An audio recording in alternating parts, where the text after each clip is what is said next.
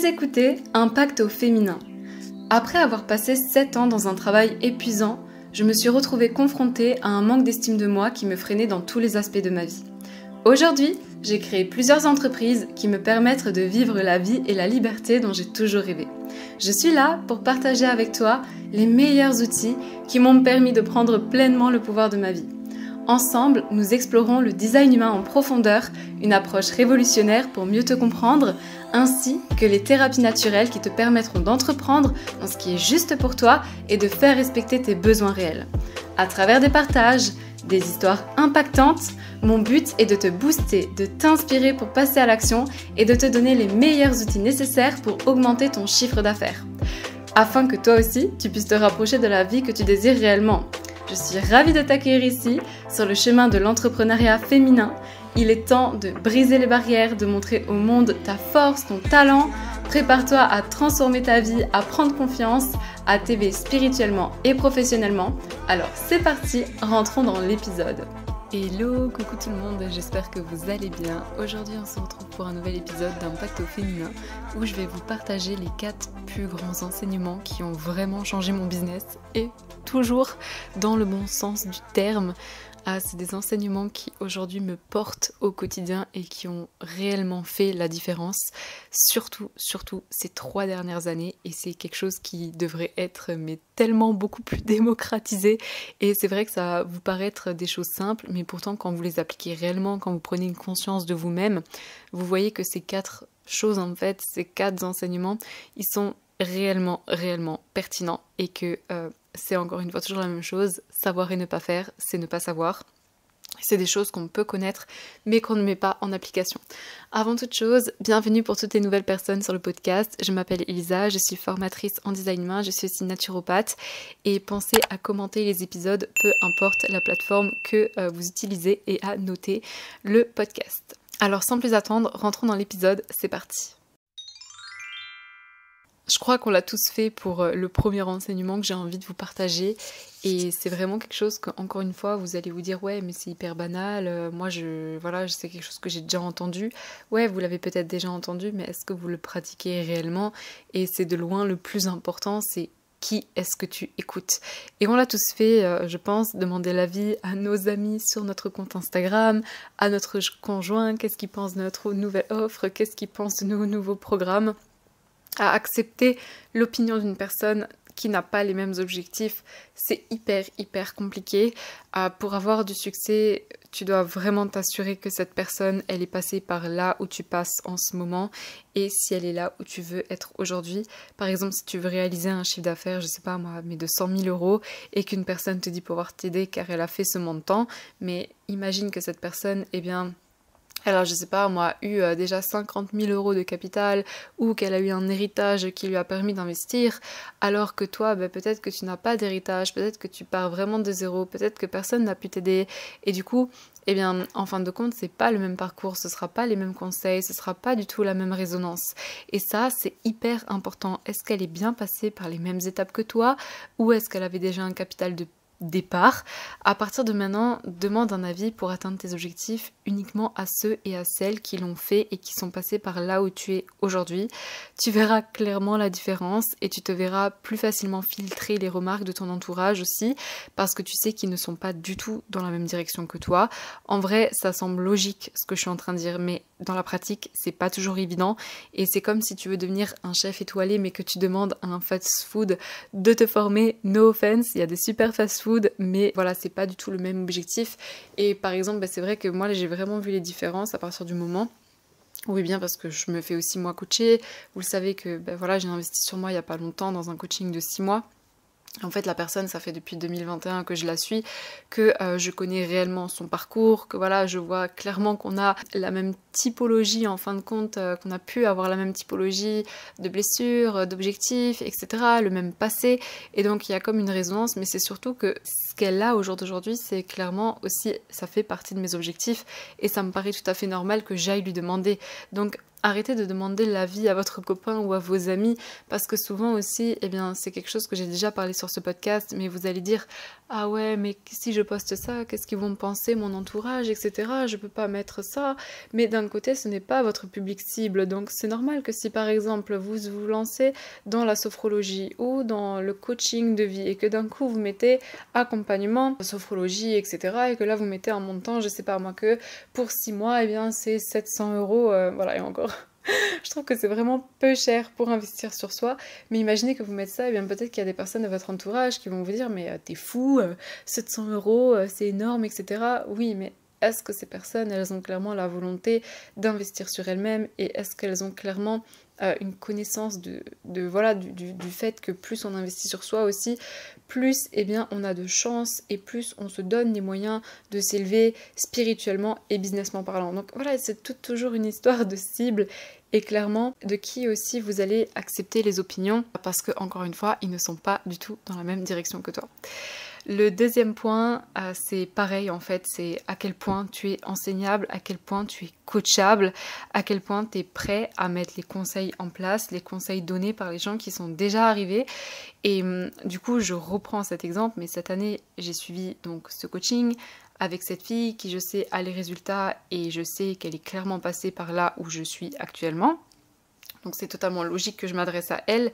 Pourtant, quand elle m'a donné les conseils à mettre en place sur mon compte Instagram par exemple, ou sur mes stratégies de pub Facebook, mon cerveau, il est venu direct en réaction. Quand elle m'a dit certaines actions que je devais faire pour avoir ces résultats, au début, plein de préjugés sont arrivés. Et si tu écoutes réellement et que tu appliques réellement, les résultats seront là, ça c'est certain.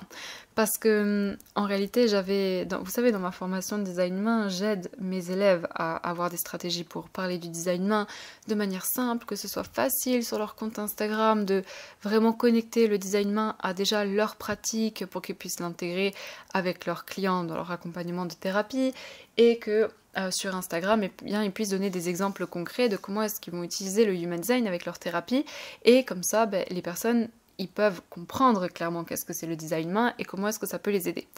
Et c'est vrai que j'avais dans ma formation de design humain une fille avec qui j'avais donné une stratégie et elle a décidé de ne pas la suivre. Elle a décidé, non, moi je me vois pas du tout faire ça, je vais pas le faire, je vais continuer ce que je fais là.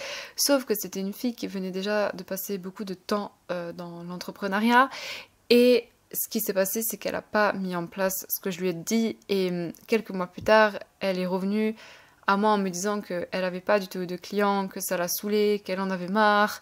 Mais d'un côté, quand on vous présente les solutions, si vous n'êtes pas prêt à les mettre en place parce que votre cerveau il vous raconte des bêtises, et moi-même, comme par exemple ma coach, elle m'a dit voilà, tu dois plus parler de ça sur ton compte Instagram parce que c'est clairement ça que ta cible, eh bien, ils veulent comprendre et ils veulent savoir. Je me suis dit oh mon dieu, mais il faut que je parle de ça, je veux pas parler de ça comme ça, etc. Je sais pas, je me suis mis comme en réaction parce que voilà, je suis aussi passée par différentes blessures et par différents traumas, comme je pense la peur de se dire je dois vendre, ou voilà, il y a des choses en fait qui sont remontées et clairement que je devais transcender pour augmenter aussi mon chiffre d'affaires et c'était pas forcément évident pour moi. Mais je me suis dit, Elisa, si elle l'a fait au jour d'aujourd'hui et qu'elle a les résultats, en fait, juste fais-le et mets ton cerveau de côté, ton ego, ou même ce que tu étais en train de faire, c'est pas à prendre personnellement, c'est pas ce que tu es en train de faire, c'est nul. C'est juste que c'est pas ton métier en fait. Clairement, aujourd'hui, les personnes qui ont réellement du succès, elle délègue des compétences. Et moi, de base, je suis hyper forte et vraiment une experte dans mon domaine du design humain, mais le marketing de base, c'est pas mon métier, d'accord? J'ai appris à le faire, j'ai appris avec l'expérience et j'ai aussi appris parce que je délègue à des personnes de faire ça. C'est comme si, aujourd'hui, vous construisez des voitures et que vous êtes un expert dans l'art de construire les voitures, de les designer, etc. Mais si vous regardez réellement une entreprise qui vend des voitures, ce ne sont jamais les mêmes personnes qui construisent la voiture et qui vendent la voiture et qui font les pubs que l'on peut voir à la télé ou les campagnes marketing. Et ça paraît complètement logique, mais en réalité, elle est là, clairement. C'est que la réalité est ici parce que quand vous vous lancez dans l'entrepreneuriat, on vous demande d'être celui qui va, du coup, si vous êtes thérapeute, vous allez devoir vous occuper de vos clients. Ensuite, vous allez devoir apprendre des compétences de vente et de marketing pour faire la promotion de vos services sur les réseaux sociaux. Ensuite, vous allez devoir apprendre à trier les factures, faire la comptabilité, mettre en place un système qui vous permet par exemple de créer des formations. Donc vous devez en plus de ça avoir des compétences informatiques. Puis après, vous devez aussi avoir toute la gestion qu'on ne voit pas en fin de compte, la gestion des emails, la gestion des logiciels, puis comment est-ce que je connecte ça à cet outil, etc. Tout ça, c'est des compétences. Et ces compétences, on peut les acheter de par des formations pour nous rendre la vie plus facile. Mais quand on débute, on n'a pas forcément les moyens. Et c'est pour ça qu'on va commencer avec ce qu'on a. Et si on doit commencer avec ce qu'on a, autant appliquer les conseils qu'on nous donne, qui peuvent être des conseils simples, mais pourtant ça nous met en réaction. Et des fois, on part dans le compliqué et on se dit « Ah, mais finalement, ce que je fais, c'est bien. » Pourquoi ? Parce qu'on le prend personnellement et on se dit ben voilà, je vais rester dans mon ego et je ne veux pas écouter autrui. Mais en tout cas, si aujourd'hui vous n'êtes pas coachable, si vous n'êtes pas enseignable, eh bien c'est clair que les résultats, ils vont mettre du temps à arriver et peut-être que vous allez aussi devoir passer par cette expérimentation pour comprendre et c'est tout à fait ok. Mais ce que je dis aussi par là, le fait de devoir avoir plusieurs compétences, ça vient pas du jour au lendemain et c'est pour ça que les personnes qui vous disent, ben voilà, si moi j'ai fait 10 000 de chiffre d'affaires dans mon premier mois d'entrepreneuriat, je dis pas que c'est impossible, au contraire, c'est très possible en fin de compte. Aujourd'hui, tout est possible, mais ça reste quand même une infime partie. Il y a quand même ce background toujours derrière où vous allez avoir beaucoup d'expérience dans comment est-ce que vous allez parler de vos produits, plus vous allez parler de de ce que vous faites, plus vous allez créer des choses avec par exemple des logiciels, plus vous allez acquérir en fin de compte un bagage, mais souvent ça vient pas du jour au lendemain, ça vient vraiment parce qu'on s'est donné les moyens et surtout parce qu'on a écouté des conseils des personnes qui l'ont déjà fait et qu'on n'était pas dans notre ego et qu'on n'a pas pris les choses personnellement. Ensuite, le troisième point, c'est que vos pensées, et c'est clairement en fait en lien avec tout ce que je viens de dire, c'est 90% du travail. Les actions, c'est 10%.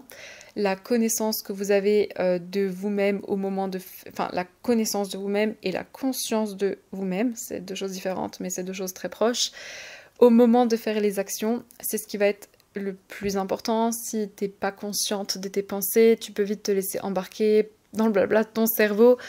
Or, je te rappelle que ton cerveau, il veut toujours agir pour te protéger d'un danger et il peut nous faire arrêter nos actions et du coup, on dévie complètement de notre objectif ou de notre trajectoire. Donc, faire un travail personnel sur tes pensées et prendre conscience de ça dans le moment présent, comment est-ce que tes pensées, elles peuvent venir te bloquer, c'est hyper important en fait. C'est comme si par exemple, tu te dis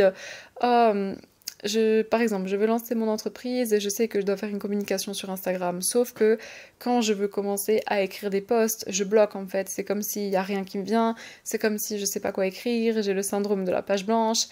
Mais pourquoi réellement il se passe ça ?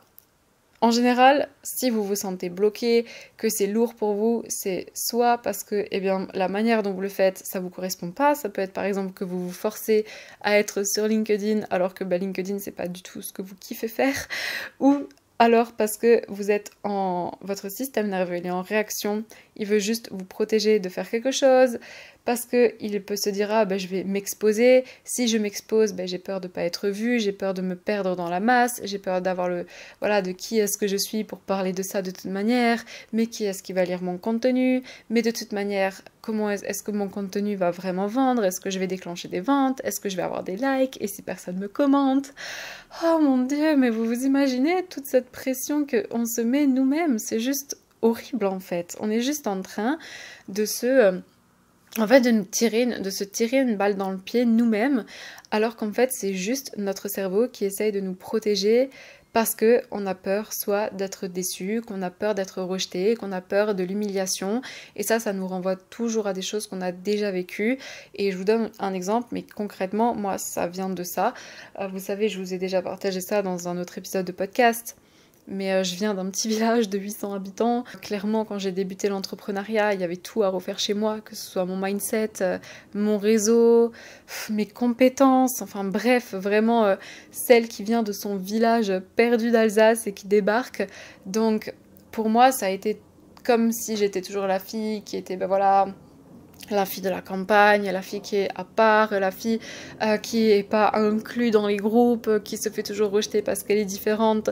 Et clairement, le fait de me lancer sur les réseaux sociaux, ça m'a clairement réanimé cette blessure. Pourquoi? Parce qu'à chaque fois que je postais quelque chose et que j'avais pas par exemple les commentaires ou les likes que je voulais avoir, et je commençais à rentrer en réaction parce que du coup, c'était cette blessure de vouloir être vue, de vouloir être reconnue. Et d'un côté, on ne veut pas qu'elle parte cette partie-là parce que c'est aussi une partie qui nous drive à avoir les résultats, on va pas se le cacher, mais aujourd'hui la plupart des entrepreneurs qui réussissent, c'est parce qu'ils sont aussi drivés par une blessure, et en général ça peut être la blessure, la blessure par exemple de vouloir prouver, ou parce qu'ils ont été abandonnés par l'un de leurs parents et ils vont dire ah tu vois maintenant je vais tout casser dans le game. Il y a nos traumas en vérité sont quand même des forts moteurs et sont quand même des choses qui nous aident à avancer. Mais il y a toujours une partie, soit effectivement ça peut nous driver, comme ça peut devenir envahissant et nous faire rentrer dans l'anxiété mentale. Et c'est ça qu'on ne veut pas. Donc ce qu'on ne veut pas, c'est être dans l'anxiété et et être en freeze et tout simplement se sentir bloqué lorsqu'on doit faire des actions. Et c'est pour ça que c'est très très important de toujours savoir s'observer, de rentrer en profondeur, de réellement d'écouter les parties de nous-mêmes blessées. Et ces parties-là, en fait, elles veulent juste nous dire de quoi elles ont besoin pour être rassurées. Mais sauf que la plupart d'entre nous, on se juge, on se dit mais pourquoi est-ce que je suis comme ça? Je devrais pas ressentir ça. Mais en fait, on est humain. On est humain et on vit tous ça, c'est juste que c'est pas forcément des choses que les gens parlent sur les réseaux sociaux, mais la réalité, elle est ça. Elle est clairement ça. Donc, soyez réellement consciente quand vous faites des actions et que vous vous sentez bloqué. Pourquoi est-ce que vous êtes réellement bloqué? Parce que vos pensées, elles vont faire tout le travail. Et je peux vous assurer que pour moi, ça a fait aussi la différence sur mon compte Instagram. Quand j'ai commencé à me libérer de la blessure de vouloir être reconnue, j'étais beaucoup plus spontanée. Je me suis juste reconnectée à ce que j'aime le plus que tout faire, c'est connecter avec les gens que j'aide à travers le design humain, mais aussi de créer du contenu, créer du contenu qui aide réellement, qui sert réellement et qui vous aide au quotidien, tout simplement. Ensuite, et le dernier point que je voulais aborder avec vous, c'est que je prends la responsabilité personnelle en chaque instant et surtout dans ma vie. Je prends la responsabilité de tout, absolument tout. C'est-à-dire, si je vois que j'ai pas, par exemple, eu les résultats sur YouTube ou Instagram, peu importe, je vais pas mettre en cause l'algorithme. Je vais pas dire ah c'est à cause de ça, ou c'est parce que j'étais pas bien maquillée, ou c'est parce que j'ai pas mis ce mot-là, ou parce que j'ai pas mis cette virgule, ou parce que j'aurais dû dire ça. Jamais je mets la faute sur quelque chose. Je prends toujours la responsabilité personnelle de trouver une solution. Pareil, l'année dernière, j'ai investi dans une formation et j'ai pas vraiment été à l'aise avec le contenu en fait. Est-ce que je vais blâmer la fille parce que j'ai pas été à l'aise avec le contenu? Non en fait, c'est moi qui ai décidé d'investir, c'est moi qui ai décidé de tout simplement de mettre mon argent, on m'a pas forcé, on m'a pas mis un couteau sous la gorge.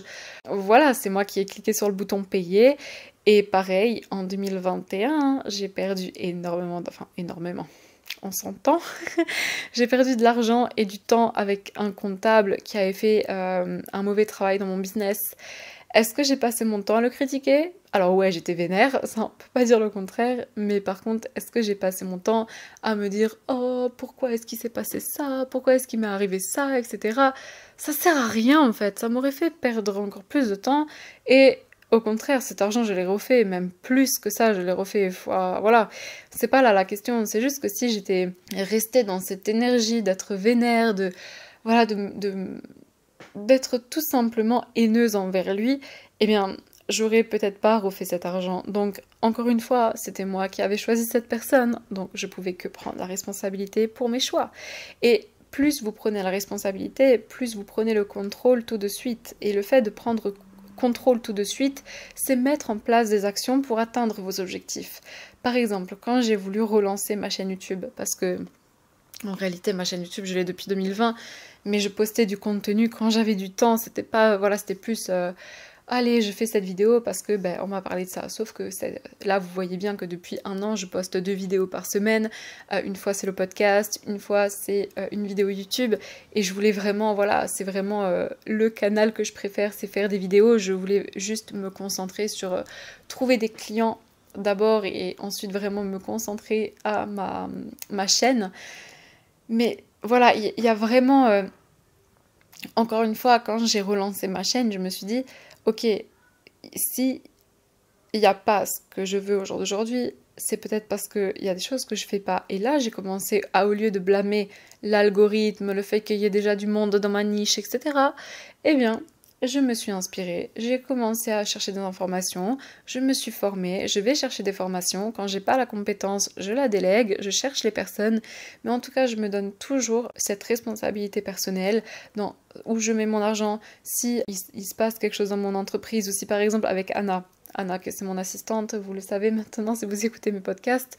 Si par exemple elle va faire quelque chose qui est, ben voilà, peut-être envoyer un faux document, un document qui n'était pas celui qu'elle devait envoyer ou autre, je vais pas blâmer Anna en fait, je vais me blâmer moi parce que c'est sûrement moi qui lui ai pas communiqué de la bonne manière, ou je vais toujours regarder qu'est-ce que j'aurais pu faire de mieux pour pas que ça arrive ça, et je vais toujours me remettre en question en premier lieu, parce que c'est ma responsabilité, parce que c'est mon entreprise. Peut-être que si j'avais dit les choses d'une autre manière, ça se serait pas passé comme ça. Donc j'apprends, j'investis, et je prends cette responsabilité qui est pour moi réellement de reprendre le contrôle. Et quand je prends le contrôle, eh bien je me permets de mettre d'autres actions en place pour atteindre mes objectifs, et je laisse pas mes objectifs dans les mains de quelqu'un d'autre, parce que quand vous rejetez la faute sur quelqu'un et que vous prenez pas la responsabilité, eh bien ça veut dire que vous mettez dans les mains de l'autre personne votre entreprise. Par exemple, oh, j'ai investi avec cette personne pour avoir un meilleur SEO et ça n'a pas fonctionné, c'est nul, donc je ne vais pas avoir de visibilité sur les réseaux, et puis c'est pour ça que ça a foiré, et puis vous restez là-dedans, vous restez dans cette énergie, et puis vous alimentez ça. Déjà pour vous, eh bien qu'est-ce que ça vous fait? Ça vous fait vous sentir hyper mal. Mais en plus de ça, vous perdez un temps monstre. Voilà, c'est comme ça, c'est la vie, c'est un choix. Et encore une fois, il n'y a pas de bonne ou de mauvaise décision. Je pense qu'il y a réellement tout événement et circonstance est toujours juste et parfait pour ce qu'on doit apprendre et vivre dans le moment présent. Donc voilà pour cet épisode de podcast où je vous ai partagé 4 points hyper importants qui m'ont permis réellement d'élever mon business, de m'élever aussi spirituellement, hein. Clairement c'est ça.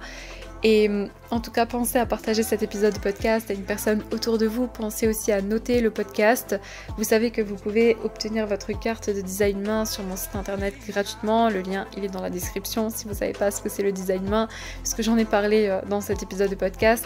Vous pouvez aller voir les autres vidéos sur ma chaîne YouTube ou eh bien, les autres épisodes de podcast, tout simplement. Et sur ce, je vous dis à très vite. Je vous souhaite une lumineuse soirée ou une belle journée.